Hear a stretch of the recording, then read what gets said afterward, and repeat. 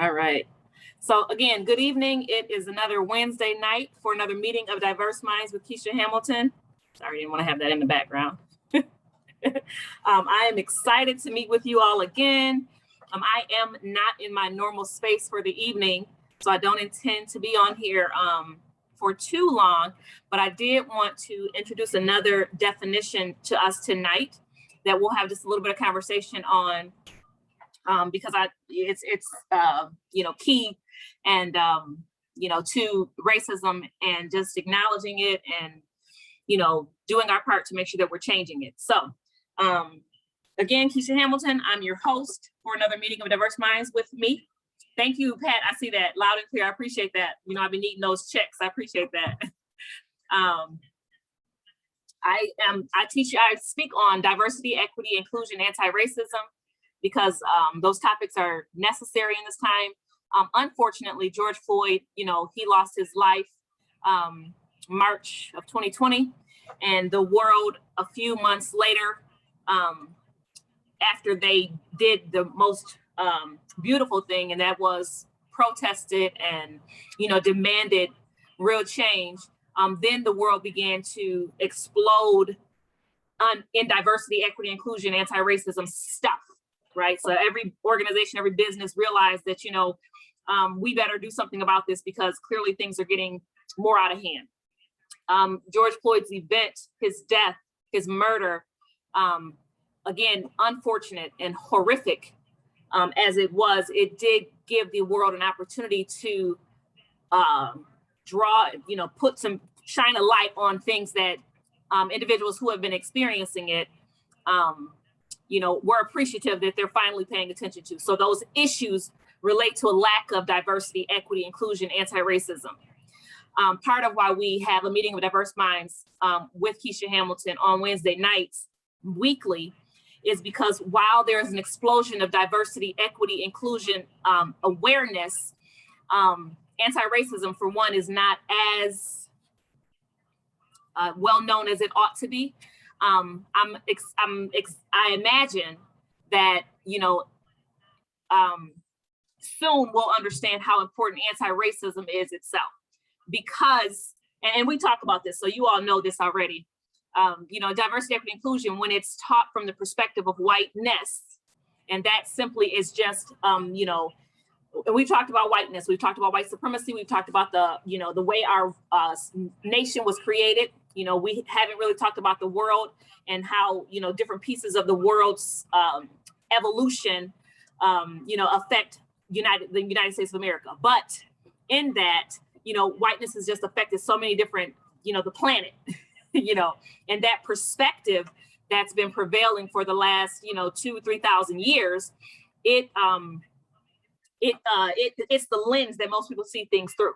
So diversity, equity, and inclusion, while it exploded after George Floyd's death, it did explode through a lens of white supremacy, which is why anti-racism is the lens. And we've talked about how white supremacy and whiteness, because it has reigned for so long, it is adept at adjusting and fixing itself in whichever space, philosophy, ideology that it finds itself in order to remain on top. So these lenses that we're seeing diversity, equity, and inclusion come through nowadays, again, it comes through a white lens, and oftentimes it does not go far enough, which is why we have to talk about anti-racism. So while I just gave you that long explanation about that, and it's not actually, anti-racism is not the only topic we're going to talk about tonight, it is necessary for us to understand that we do have to shift and adjust as diversity, equity, inclusion consultants and specialists in this conversation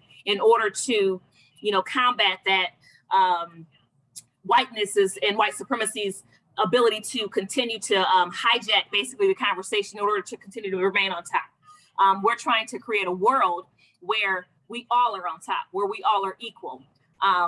We cannot have that if we don't have the discussion about anti-racism. And if diversity, equity, inclusion consultants are not shifting to that anti-racism conversation, because if I feel like anti-racism, that conversation, when it's told correctly, when the proper lens is used to tell it, then it will begin to create that better and that more inclusive and equitable and equal world that we're looking for. So all that to say, let's get right into our topic for tonight, which, you know, we always start our topic off with, you know, the definitions of diversity, equity, inclusion, anti-racism, racism, you know, in order to, you know, be on the same page and have that shared knowledge of what we're talking about. So what is diversity?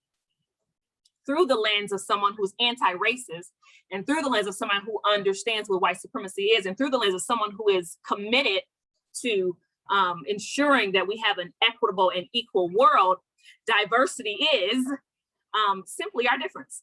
It's simply our difference. It's related more to the difference we have within our, you know, our ideology. So, you know, the way that you were raised as a child, the people you saw, the education that you received, the teachers and the, you know, everybody who was around you, your pastor, they shaped how you view life. You know, your mother, if you're, you know, I have someone who spoke to me one day and was letting me know that, you know, as early as, you know, 10 or 11 years old, watching their mother, you know, on an elevator, you know, clutch her bag, shaped her ideology, you know, because the mother was clutching her bag because there was a Black man on the you know, elevator. That taught that child that, okay, you know, and her ideology was formed that, okay, danger is here in the form of this figure, you know, and she's not doing this around all men, so it can't be all men, it's just, it must be Black men. That shapes our ideology. Again, that ideology, that difference of the way we think, the way we view things is our diversity as well. So while we definitely, you know, acknowledge and recognize that diversity is related to your skin tone, your hair texture, your body shape, who you love, you know, how you express yourself. It's even more so related to how you think, how you reason, how you view the world, and why you view the world in that way. It's related to your, you know, to your responses to the world, you know what I mean? And it makes a difference on how you just process things. That ideology is more important than anything, you know, our superficial, you know, that would be our skin tone, our hair texture, our body shapes, you know, that's it's more superficial and almost less important than how you think, which is more important because again, it how you think, how you view things, it's what guides how you move. So recognizing that our diversity, the one that we want to pay close attention to, would be our ideology, because we're trying to paradigm shift here. We're trying to shift how you think, why you think, and the lens that you view life through. You know, it's necessary for a shift, okay, a culture shift in America, you know, in the world. So what is, that's diversity. What is equity? Equity is simply, you know, an awareness of barriers that exist and an intention to eliminate those barriers. So understanding equality and the difference between it and equity are a way to understand it a little better. So equality says, and we always give our definition or our example of the individuals who are at the fence trying to look over. You can look that up, look up equity versus equality on Google, and this image will come up. You'll have three people who are standing at the fence. One is very tall and can easily see over the fence just because of his physical height. One person is a little less tall, not as tall as that person, and is barely seeing over the fence. And then the next person is not seeing over the fence at all because of their own personal height. Equality says that in order for us to be fair to everyone, we're going to give each of you all one box to stand on. The person who's already tall enough to see is now much too tall, but still able to see over the fence. The one in the middle is now able to see comfortably over the fence. And the one who was very short still can't see it all over the fence because the box wasn't enough to lift him all the way up, him or her, or they. And equity in that image gives the first person who's tall enough to see over the fence no box at all because they're already seeing over the fence. It gives the one in the middle one box because that was enough and sufficient for them to allow them to see over the fence. And it gives the person who was not seeing over the fence at all 2 or 3 boxes, however many boxes is necessary for them to see over the fence. The idea being that there is a barrier here, and we're going to eliminate that barrier by giving you what you need in order to surpass it. So the barrier being you can't see over the fence, you know, let me give you something that will allow you to, you know, eliminate that barrier for yourself, right? So that that barrier can be eliminated for you. The person who gets no box in today's, awareness are generally people who are saying and thinking that if you give this person a box and me no box, you have been unfair. And we've got, they might say, reverse racism going on, or, reverse affirmative action, those conversations, people who have those conversations, those are the people who are saying, well, you gave them boxes to see over the fence and you gave me none. Mind you, they're still seeing over the fence. Their needs are met. Their access, their ability to access different things are still, they haven't changed. But, the idea that they got something and you didn't is a problem for them. So when we think of equity as well, a statement that I make here all the time, because it's important, is that equity is not equality and equity is not fair. The idea, understanding that not everybody need the same thing to be successful. The person who's seeing over the fence does not need a box to be successful. The person who is not seeing at all over the fence may need 2 or 3 boxes to be successful. Let's say they need 3 boxes. The person in the middle only needs 1. When you are giving a person what they need to succeed, it does look different for each person because we are different people with different needs and different barriers in our lives that result in a lack of, for whatever reason, right? Okay, so that's equity. Equality, we did diversity, equity, and now we're going on to inclusion, okay? We understand equality already. We're not seeking equality, we're seeking equity, which will result in equality, okay? It'll result in that, but you cannot get to equality without going through equity. There's just no way whatsoever, okay? So what is inclusion? Inclusion is simply our ability to ensure that those who are impacted by whatever is occurring, by whatever policy, procedure, practice, etc., our ability to ensure that they are all at the table and that their ideas, their needs, their contributions are included in whatever we're creating, right? So when we think of inclusion, we do think of legislation, we do think of the boardroom table, we think of a decision-making space, okay? So in decision-making spaces, those people who are going to be impacted by whatever decision we are deciding upon, they should be at the table. So we've given this example before, we'll give it again probably after this, when, during Obama's presidency, there was a video, a picture that was floating around on the internet of a boardroom with all white men sitting around the table. And this is what has happened for too many years, where we've had a boardroom, a decision-making table with all white men sitting around the table. Through affirmative action, we got more white women in there, and maybe a lone, Black woman or a lone, Asian woman. But, affirmative action was very kind to white women. But anyway, so during President Obama's time, this picture was floating around, and the caption on the picture said something to the effect of, all these men are deciding upon women's issues, something to that effect, right? So in that image, we have a group of men deciding on women's issues. The fact being that there were no women around the table, and yet these people were making a decision on women issues. So there were no older women, there were no younger women, there were no women with children, there were no aunts without children, there were no, sisters, there were no women at the table, and yet the men were deciding upon women's issues. That's not inclusion. Inclusion looks like ensuring that if we're talking about women's issues, that we have a good sampling of women in different spaces in their lives, in different hats that they may wear. Like I said, a woman with children, one without children, one who's older, one who has older children, one who has younger children, one who's gone through menopause, one who has not, all of these women at the table discussing their issues because this impacts them. And then the solutions that we come up with being a reflection of that group of people. That's inclusion.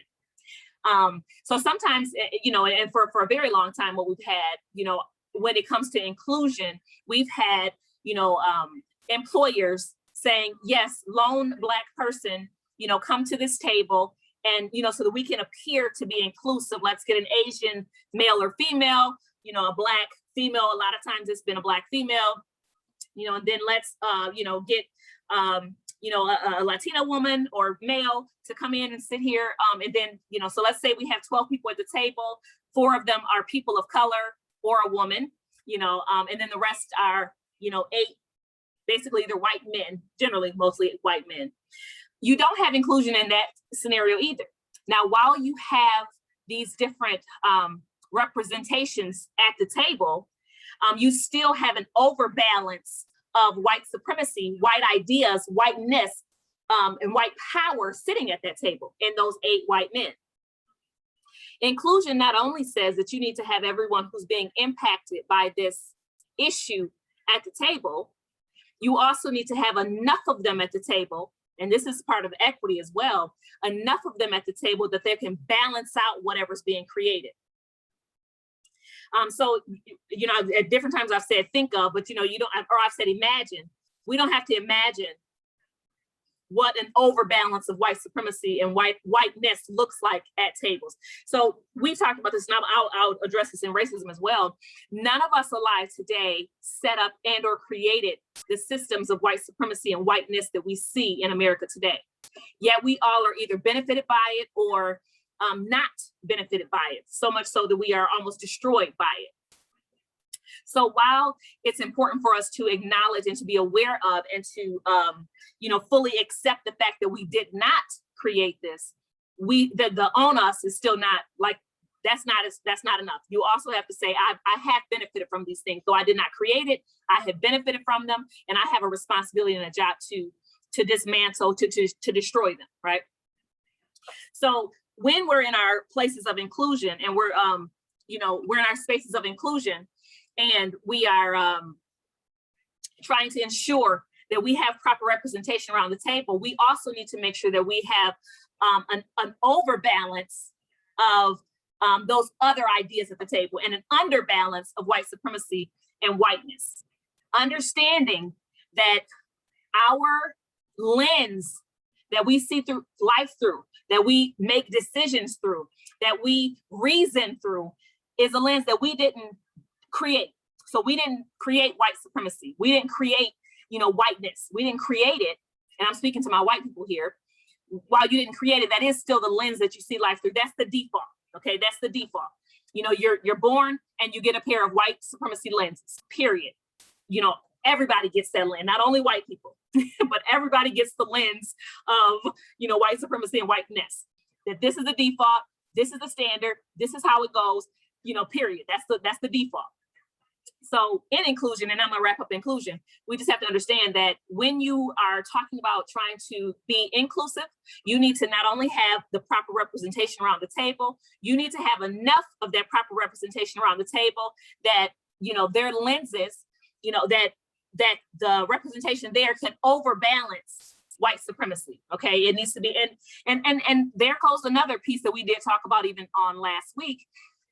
Just choosing a person who's not white doesn't ensure that their lens that they're seeing life through is not through a whiteness or a white supremacy lens. As mentioned, the default lens for everybody, is a lens of white supremacy. So they can look as dark and as chocolate, as Keisha, and still have a white supremacy lens on. And they do all the time, all the time. So unless you're getting people who think differently than you, who reason differently than you, who kind of clash with you, not kind of, who do clash with your ideas. Say you're a white person who you're trying to do your work, trying to do the work of understanding what diversity, equity, inclusion, anti-racism is, and you're not having any clashes with the Black or brown people around you who are discussing this issue, you don't have the right person talking to you, okay? Because white supremacy and anti-racism is so opposite of each other, when somebody understands what anti-racism and DEI actually is, they're going to constantly be correcting your thought patterns, especially if you haven't done the work. So again, it's not just a matter of having faces around the table that look differently than yours. It's very important that their lens is not through not one of white supremacy or whiteness, because again, this is the default lens. Everybody in the world, you know, especially in America, is born with, and in the world really, is born with and given this lens to see, the white supremacy lens to see life. Okay, so I won't spend too much time on inclusion because I can talk about it for forever. Thank you, Will. Please continue to join. It's very important. I appreciate you joining. Continue to. I have a lot of videos on here about this topic, so I appreciate you joining and invite others as well. Feel free to share this as well, Will, and anybody else as well. You know, you can share these videos. The idea is that you will share this because again, the type of conversations that I have, you know, my Black and brown brothers and sisters will come and say to me, you know, they're not going to listen to you very long because you're way too authentic and you're way too honest and true about what actual DEI is. And in our world today, okay, in our world never have we ever had an acceptance of real, true diversity, real, true anti-racism. We just don't have that. But this, you know, a meeting of diverse minds with Keisha Hamilton is committed to ensuring that you get the actual DEI that that is required so that we can actually have a paradigm shift. Okay, so let's go on to racism, because I'm not going to be on here for too long. I got myself on a schedule. So what is racism? And again, you know, the reason why we talk about this subject and we name these things out is because I'm fully aware that, you know, today in America, you know, to say the term racism or you are a racist to especially a white person is extremely triggering, okay? I need us to be able to not be triggered so that we can have a conversation about that. So that's why I say that term, and hopefully you're still listening long enough to understand what that term actually means, how that does define you, and how you need to, what work you need to do in order to change that, okay? So as mentioned already, none of us were born, none of us were here, you know, those of us here today, you know, not only on this, you know, this show, but just in the world today, none of us were around when all these things were created, okay? None of us were around when someone determined to and decided to categorize us according to race and then determine our worth or our humanness, by that categorization, right? So someone somewhere at some time decided that, you know, we should make Black people and the original racism, okay? The original categorization of this was when it came with Black people, okay? While there was, and we can have a conversation on, you know, our indigenous brothers and sisters, you know, at some time we will have that conversation. But the categorizing us, that came in with America's need to justify slavery and, you know, what it was doing, you know, why it was doing it. You know, we're supposedly a Christian nation.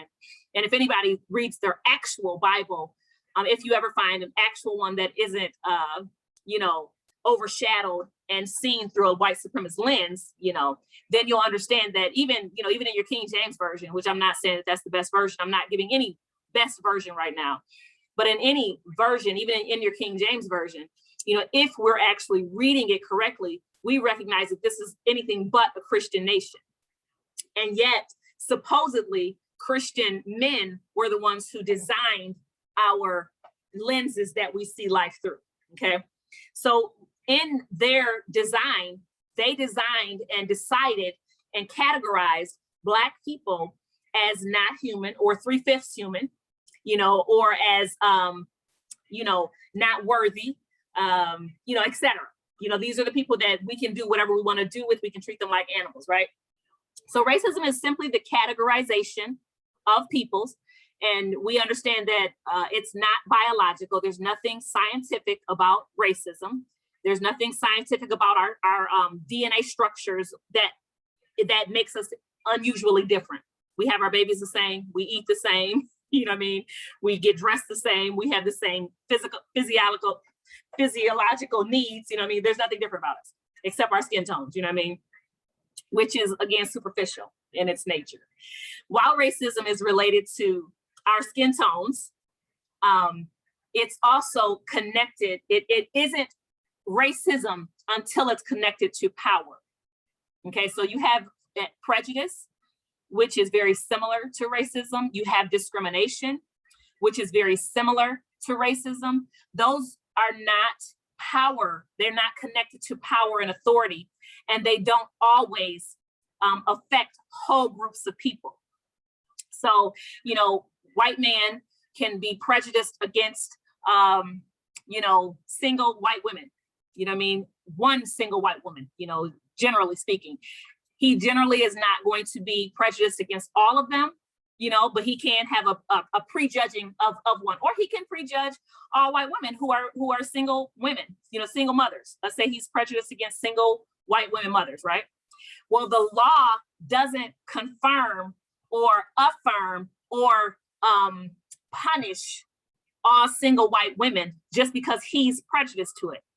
While on the opposite side, when we're talking about racism, the law punishes, it confirms those ideas. So for example, you have, you know, white people who think that Black men, I'm not gonna say men only, you know, Black people are dangerous because Tamir Rice was 12. So white people think that Black people are dangerous. And when, you know, an officer pulls up on, for example, Tamir Rice, a 12-year-old boy playing in the park with a toy gun, when they pull up on them because they inherently think that this person is dangerous because of their skin tone, they shoot and kill them. And then the law says, you know, you were fearful, and that was a reason, that's a valid reason. And so therefore we're not going to hold you accountable or responsible to that. The law confirmed it. The law supported it, as opposed to white male who's, you know, prejudiced and discriminatory towards single white women. You know, if enough of them got together and said, hey, look, he has an issue, they might could have a lawsuit of some sort, but the law doesn't help him if he kills one of them. The law is not going to say, well, white man, yep, she was dangerous because she was a single white woman. You know, you killed her because of that. So, and we're going to tell you that that's okay. The law is not going to say that.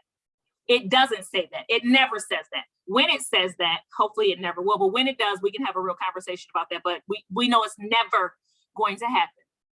So racism, again, it's related to that prejudice, that discrimination, but it's coupled with power. Racism is coupled with power.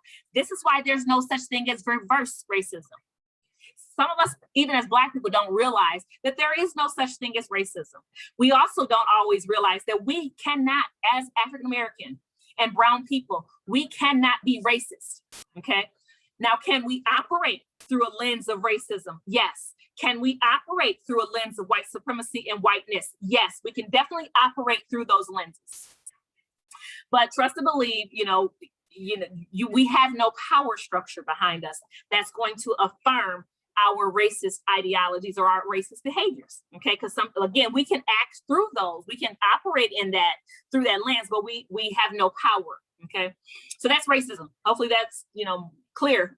Feel free to ask questions if you need to, if it's not clear. Okay, so what is anti-racism? Anti-racism is simply an awareness. You've got to know what racism is in order to stand against it. So anti-racism is an awareness of what racism is and a commitment to ensuring that it's destroyed in all its forms, okay?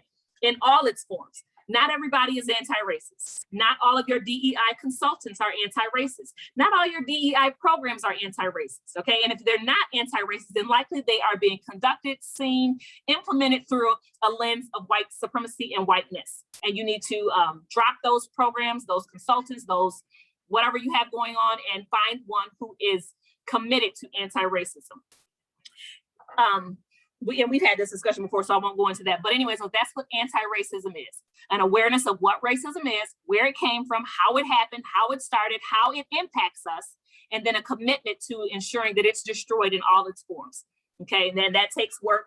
That takes, that takes continuous work. Okay, but anyways, so that's what anti-racism is. What is an ally? We've talked about this before. An ally is a person who has begun the work, who's, reading books, who's, coming on these, talks that I have, who may be listening to podcasts, who may be educating themselves through, documentaries and et cetera, that they've seen, that's an ally, okay? Allies generally have not offended. Allies generally have not offended a Black person yet. They've generally not been checked. They've generally not been addressed. And they're in a safe space of learning. Okay, we appreciate our allies. I'm not gonna say this is the only point, but one of the points of when you go cross over from ally to accomplice, which is who we actually need in our corner, our accomplices, is after you've been white, you've acted through whiteness, okay? Because again, it's the lens that we're all given. It's the default lens. It's how you were raised. Paradigm shifting doesn't happen overnight. It's generally happens at the result of a conflict, because now now you're thinking differently about it, a way that you may be responding because of a conflict, right? It generally determines who goes on to be an accomplice and who leaves being an ally. A lot of times an ally will, offend and have to have that conversation with the Black or brown person, where they'll have to, inform them, hey, this was wrong, that was wrong, and I'm gonna need you to do this in order to correct it if we're gonna continue in this space. A couple of those times with an ally, because again, when you're only seeing life through the white supremacy and whiteness lens, you're gonna have numerous opportunities and instances where you are offensive, where you, white person, are offensive to others that they may or may not tell you on every occasion, but the more occasions that they tell you on will determine if you yourself have decided, do I want to be true to this, or do I just kind of want to sit and, just kind of play with it, okay? Generally accomplices, so that's an ally, somebody who's just basically doing their learning. An accomplice is a person who's come to the awareness that, one, I need to be learning continuously. This is a true paradigm shift. That means I cannot think the same way I've been thinking.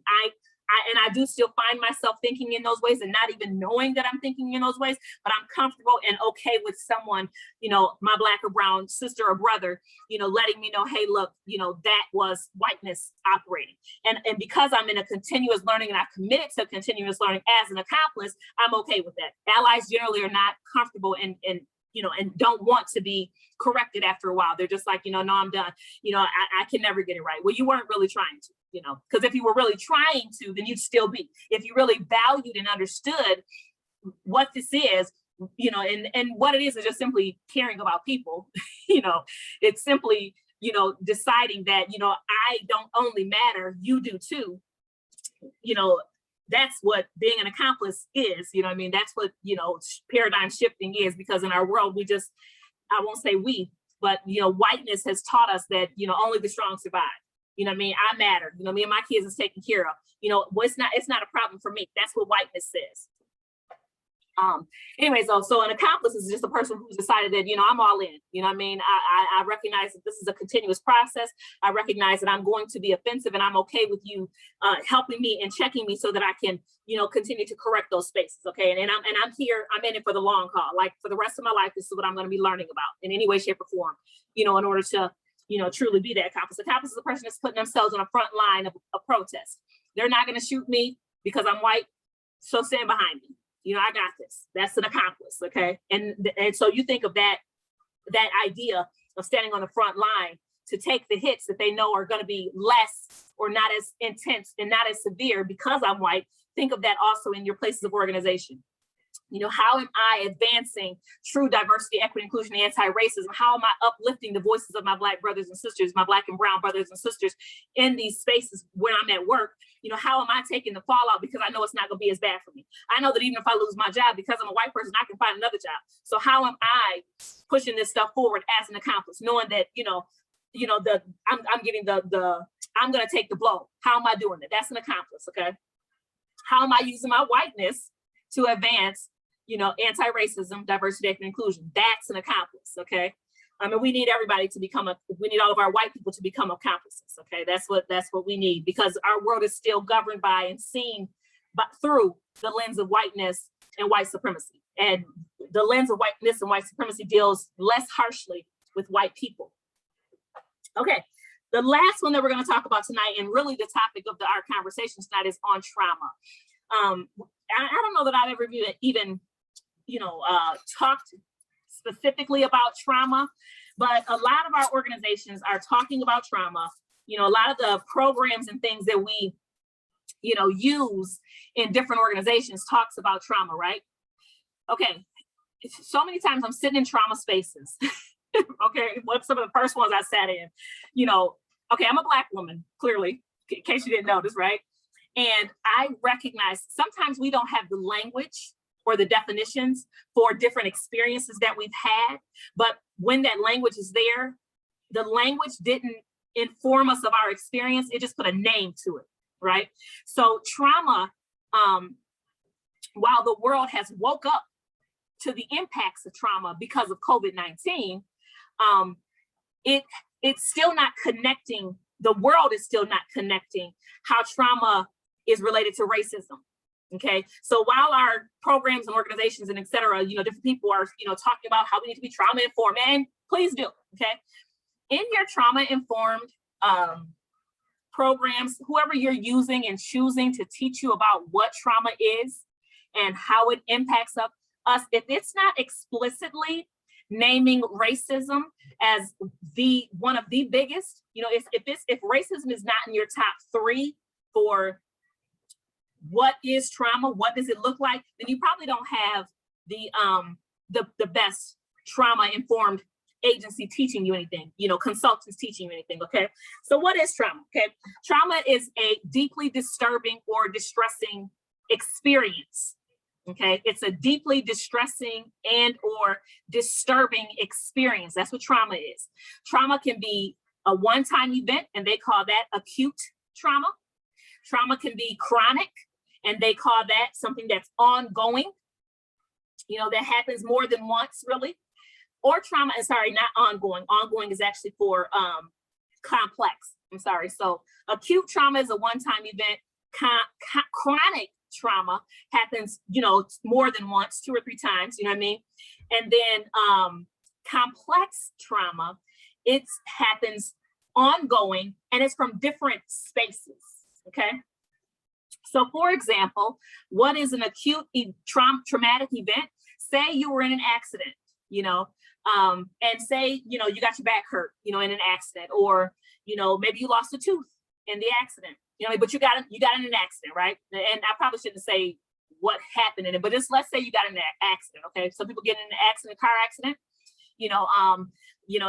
and as a result of that trauma, they, have some issues and some apprehensions around riding in vehicles, okay?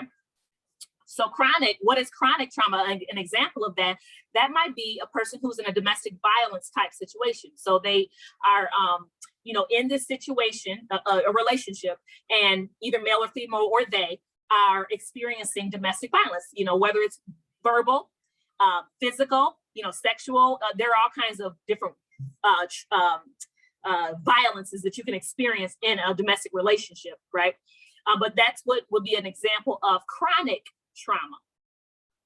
Complex trauma is where you're experiencing it from all these different spaces. So for example, you can be experiencing racism. You can be experiencing poverty. You can be experiencing, you could have had an accident during that time as well, in the midst of, racism, which is ongoing, poverty, which is ongoing. Now you had an accident, which makes these two, the poverty even worse for you.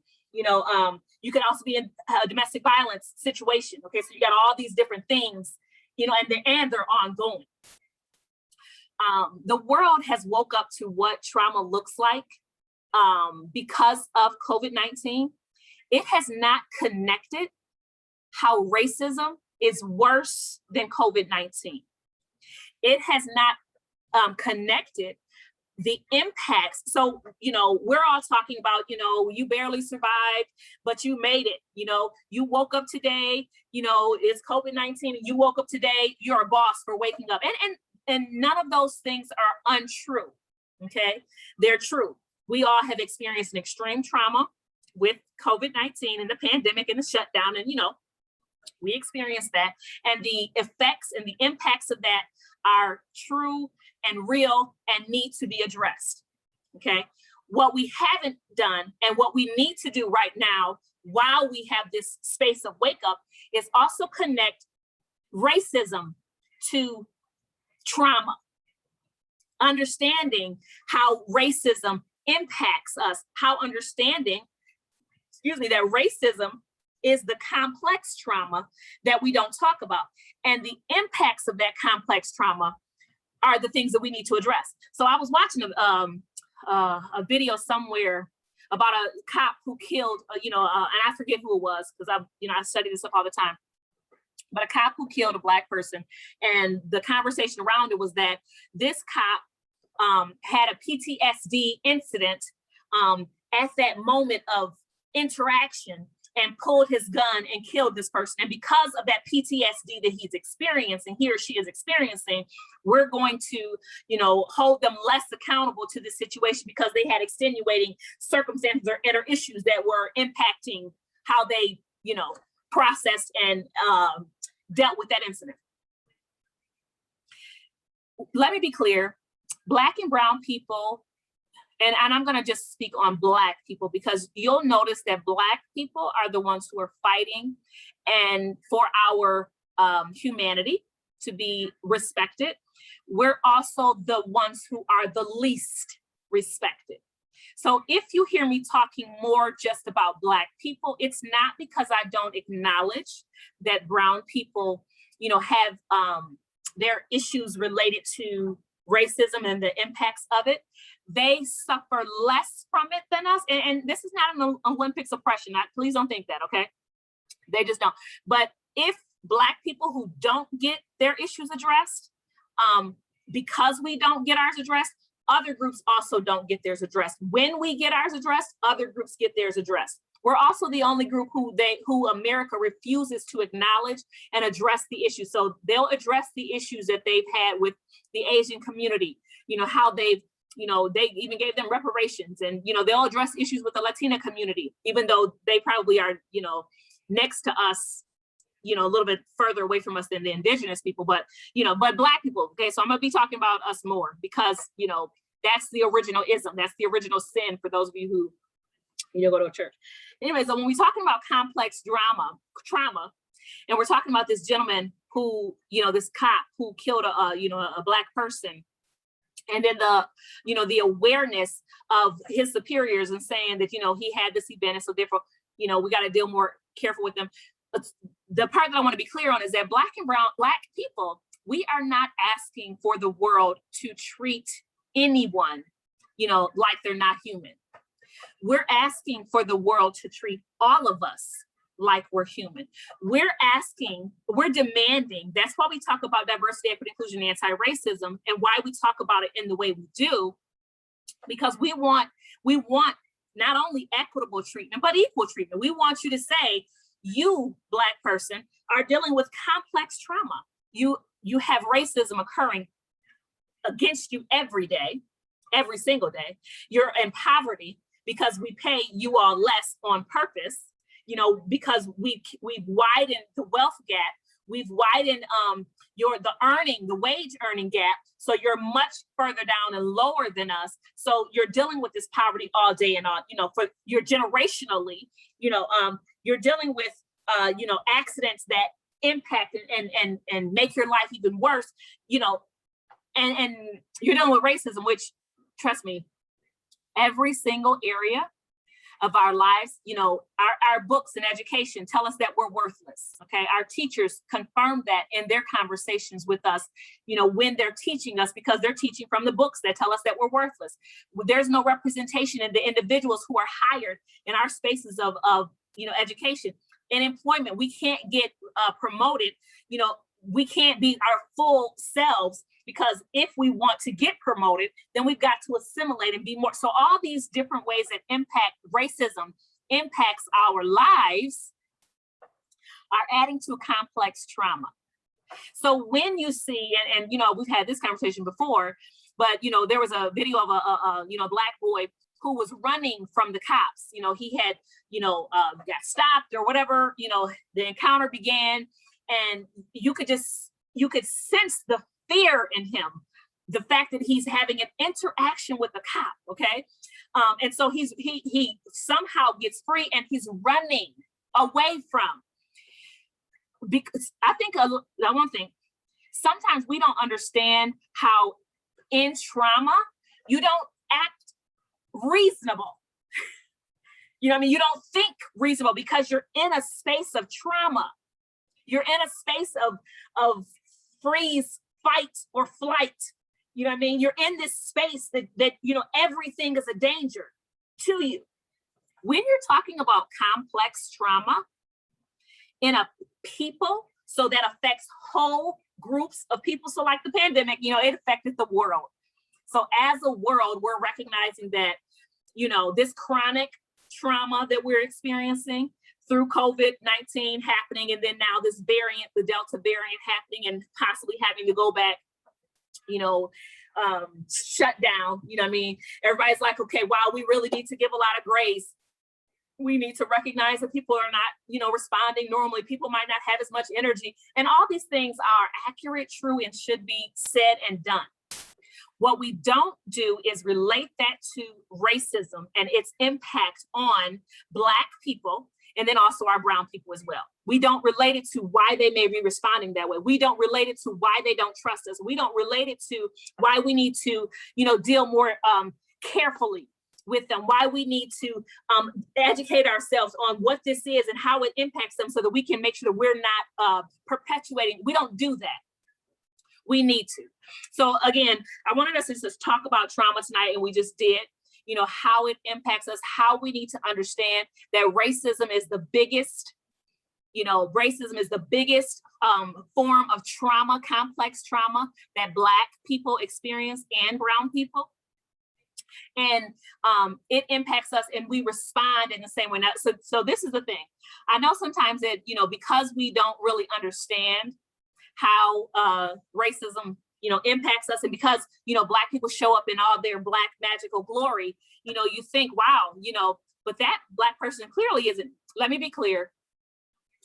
Any Black person who is viewing life, you know, who has decided that I will no longer view life through a whiteness and a white supremacy lens, because again, remember, every person born is given the white supremacy lens until you intentionally take that lens off, those glasses off.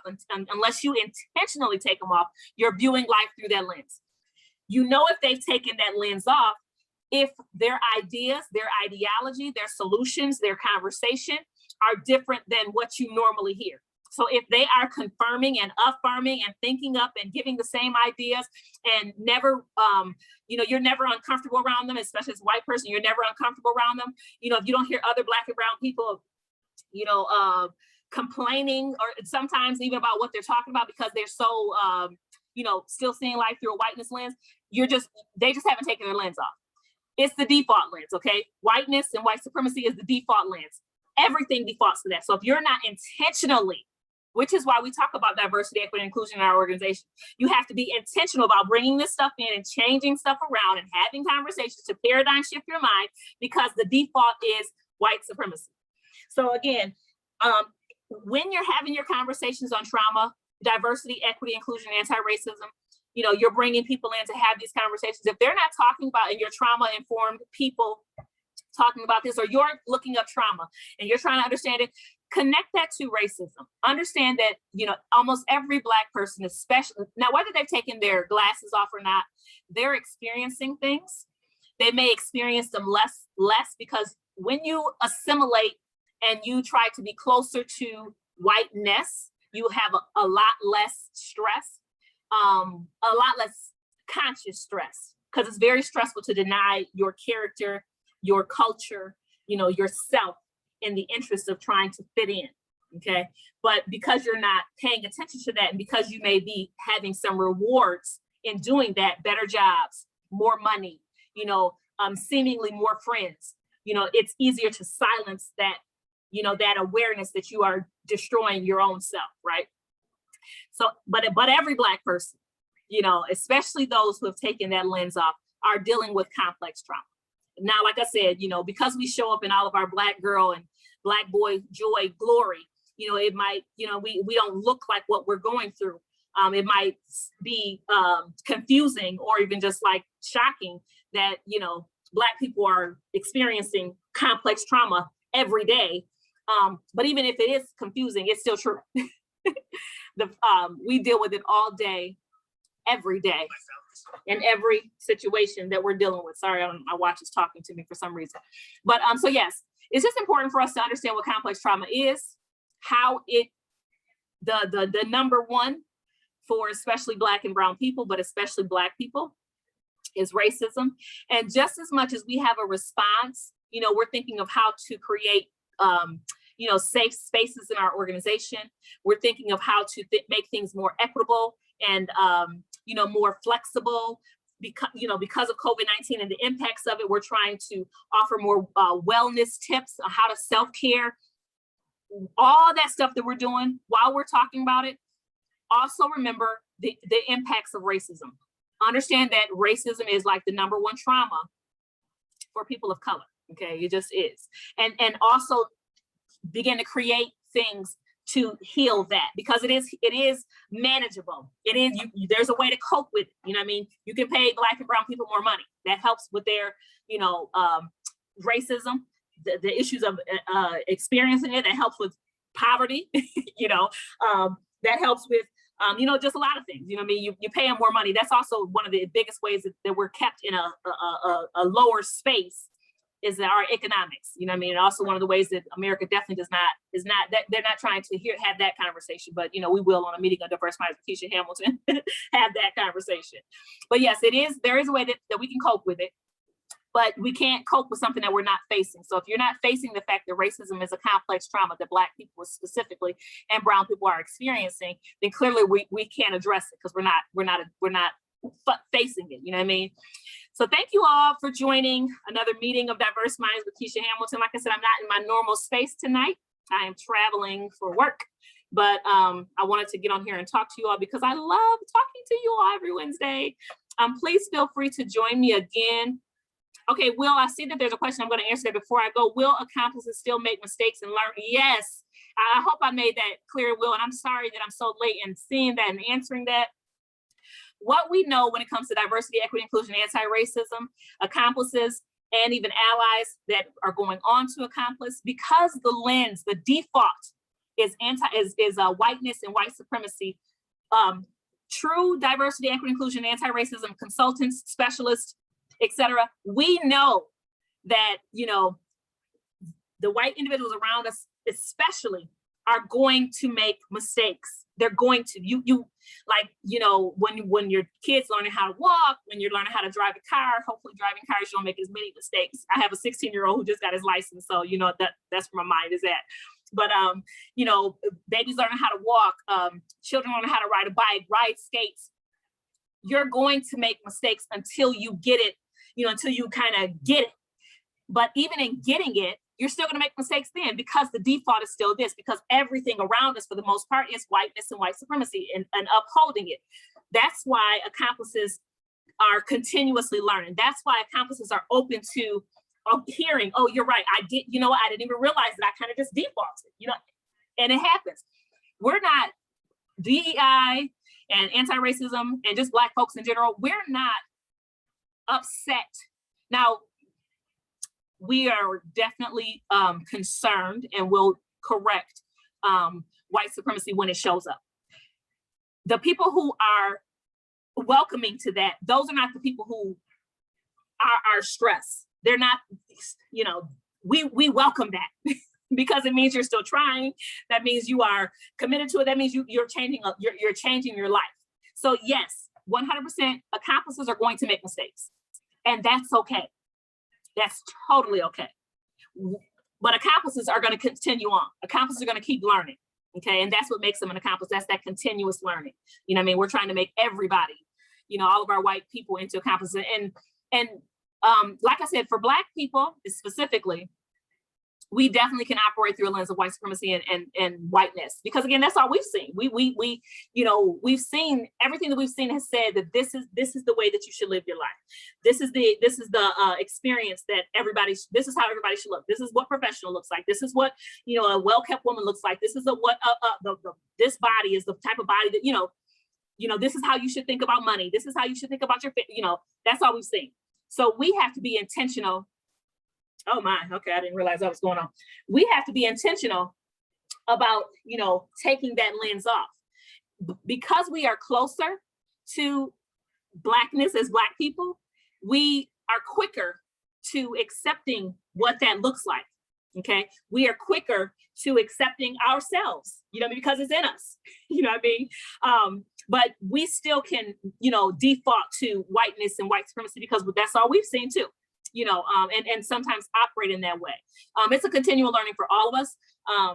Some of us are just, we get it a little more easily because we, you know, are Black. You know what I mean? But accomplices 100% can learn, do make mistakes. You know, our programming and things are not going to be right, but we can get them right as we continue to learn and educate ourselves and are committed to just that journey. Okay, thank you all so much for joining me tonight. I really appreciate you all. I hope to see you next week for another meeting of Diverse Minds with Keisha Hamilton. Feel free to share this video.